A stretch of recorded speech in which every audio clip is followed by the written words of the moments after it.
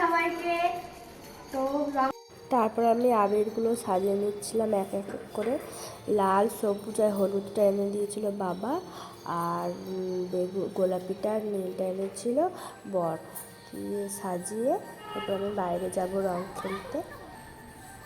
মাখা বলে ঘোরা। এই দিনটা ছিল দোল পূর্ণিমার দিন।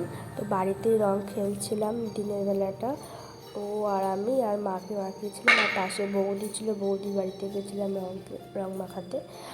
আর তারপরে আমাদের বাড়িতে মোমো এসেছিলো, মানে বৌদির মেয়ে, দাদার মেয়ে।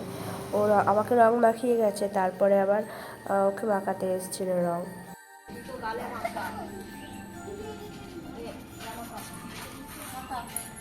বসো তুমি, বসো তুমি, বসো। দোল পূর্ণিমার দিনটি এরকমই কেটেছিল। তো তোমরা কেমন রং খেললে জানাবে। টাটা।